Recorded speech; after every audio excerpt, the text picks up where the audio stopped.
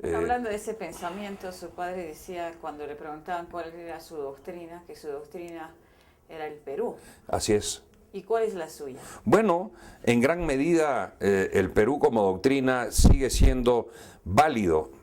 Si uno analiza lo que es nuestro territorio, se da cuenta que es un territorio geográficamente muy complejo, culturalmente muy complejo, y que entonces la diversidad es parte de nuestra naturaleza, y que la diversidad y que el ingenio del hombre tiene que poner esa diversidad a trabajar a favor del progreso, no en contra del progreso. Por eso que él era partidario de, por ejemplo, ampliar la red vial del Perú, inspirado en la labor de los incas, que a falta de tierra labrantía en las cumbres tuvieron que construir andenes en las faldas de los cerros. Inspirado en eso, él decidió construir tierra labrantía haciendo una colonización en la selva alta, en el departamento de San Martín, inspirado en la necesidad de aglutinar y de hacer una simbiosis a partir de las distintas raíces culturales, institucionalizó la cooperación popular. Consciente de que había que fomentar la democracia moderna, instauró elecciones municipales. Antes de él, los alcaldes, es decir, las autoridades locales, eran digitadas desde el poder central. De manera que hizo avances muy importantes en la construcción de una democracia en el Perú, pero ha pasado medio siglo desde que él, o más de medio siglo desde que él inició su actividad política, y yo creo que hay que hacer avances adicionales. Por ejemplo, es insuficiente elegir a los alcaldes, hay que separar la elección de los alcaldes de la de los regidores.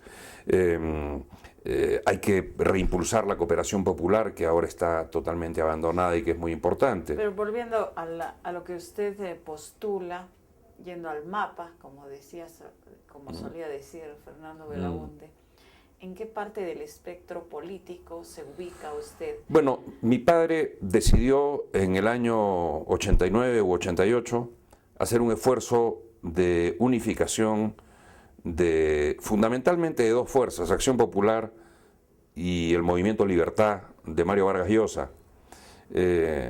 Finalmente, por razones más que doctrinarias, creo que prácticas, se incorporó a ese esfuerzo el Partido Popular Cristiano.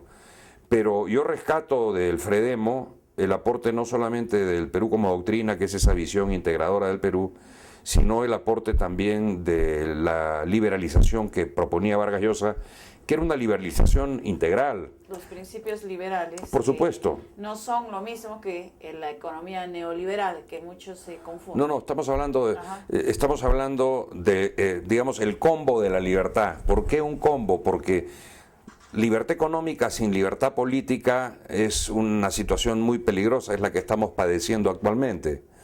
Libertad económica con libertad política equivale a decir una relación laboral entre empresa y empleados, pero con legislación laboral y con sindicato. ¿Me explico? La situación se vuelve más equilibrada.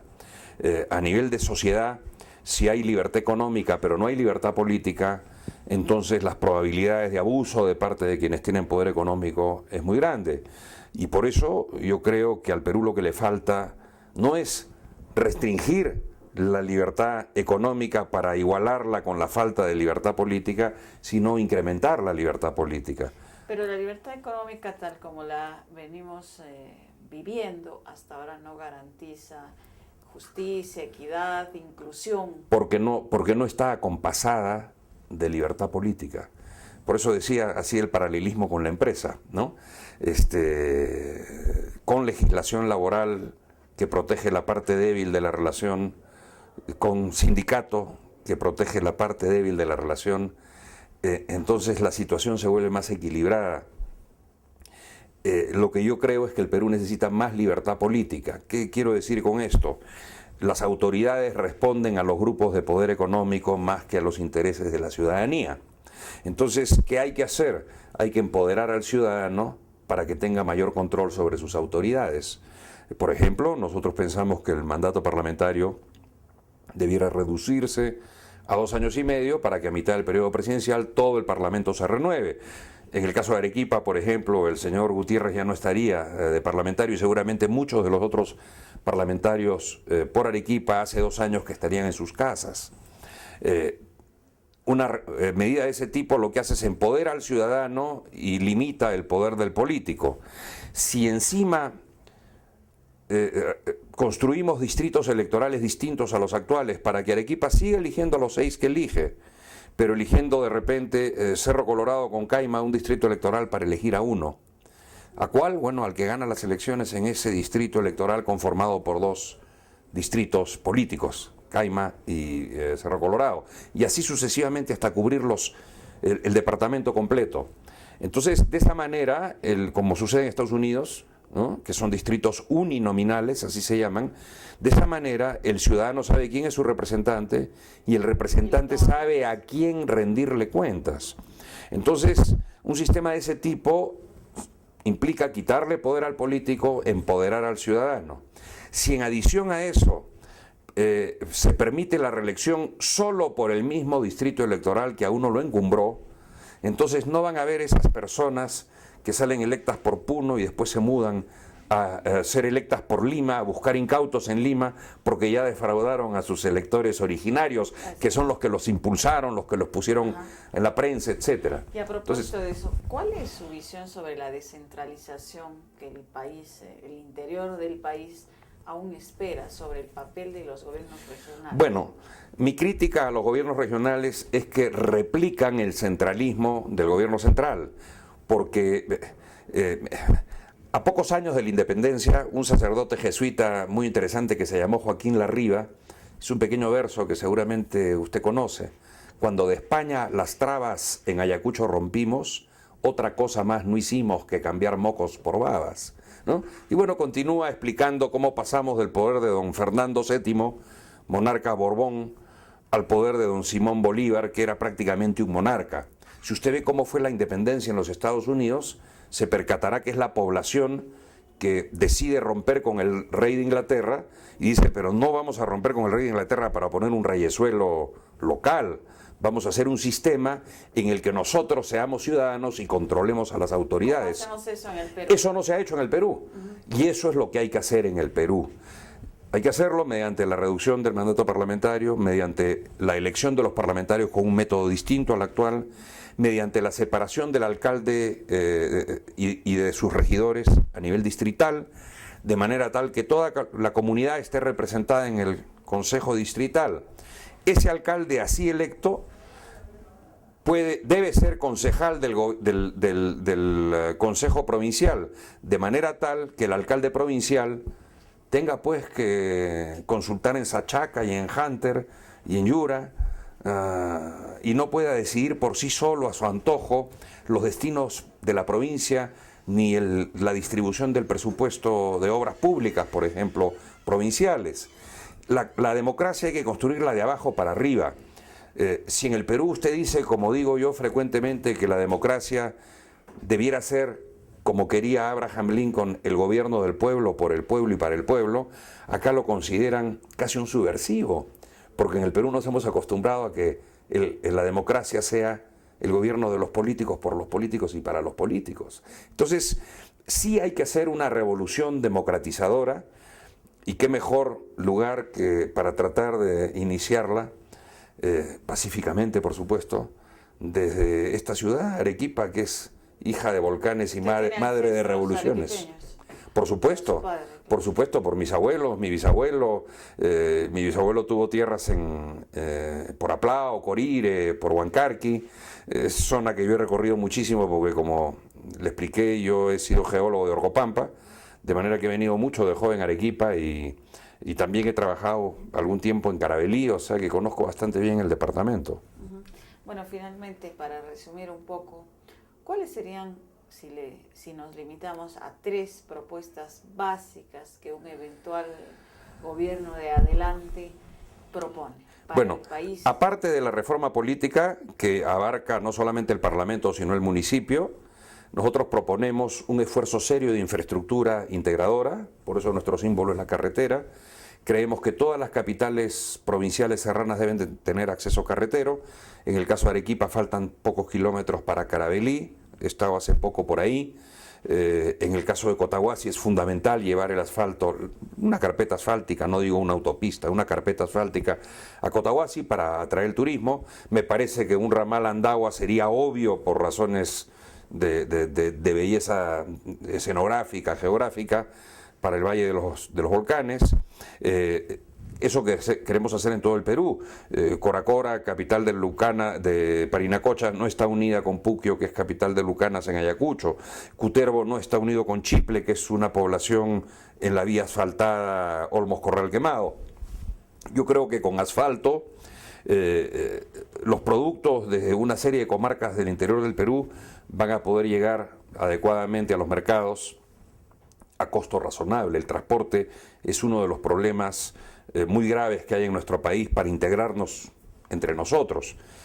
Obviamente que la otra medida sería eliminar el impuesto selectivo al consumo que grava los combustibles, que es un impuesto sumamente injusto, particularmente con quienes más lejos de los mercados están, porque se encarece artificialmente el transporte. Y teniendo nuestro país las características que tiene, ¿no? Un archipiélago de pueblos aislados, separados pues por ríos profundos, como diría Arguedas, o por montañas ignotas, como diría Ribagüero. Un país como el nuestro tiene que integrarse a través de una buena vialidad, y la verdad es que los avances, por ejemplo, en este quinquenio han sido mínimos. Hay una carpeta asfáltica entre Buenos Aires-Canchaque en Piura, que está muy bien, pero es una cosa pequeña, entre Pedro Ruiz y Chachapoyas en Amazonas, que es una cosa también pequeña, entre Lunahuaná y Huancayo, que no ha terminado de llegar a Huancayo aún, pero en fin, interesante. Yo creo que ahí debiera haber una carretera central con todas las de la ley. En fin, falta mucho en materia de infraestructura, porque para acceder a los mercados se requiere infraestructura, incluso para sustitución de cultivos en la margen oriental de los Andes se requiere infraestructura, porque si no es negocio sembrar otra cosa que no sea coca, la gente va a seguir sembrando coca. Creo que falta eso. Creo que también hay que hacer un avance en el tema de la educación. He visto un estudio ahí de 133 países. El Perú ocupa en calidad educativa pública el puesto 124 y en lo que respecta a matemáticas y ciencias el penúltimo lugar.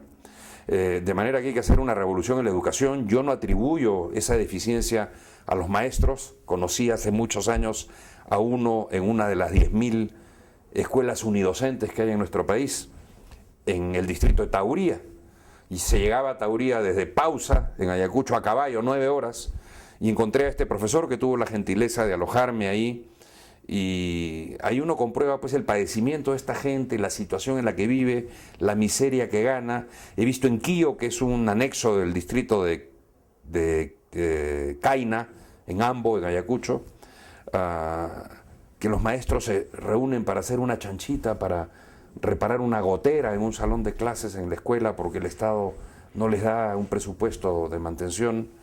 Y entonces a mí no me cabe duda de que hay gente dedicadísima, con gran vocación docente, pero el Estado les falla, como le falla a los pobres del Perú, como le falla a los excluidos. Una de las amenazas del Estado, y que es el tema del que se ha hablado en esta campaña electoral, es qué hacer con el narcotráfico y el avance y la penetración que al Estado está perpetrando. Parece que los narcos están financiando varias campañas, de ahí ese despliegue multimillonario de spots en la televisión, etcétera.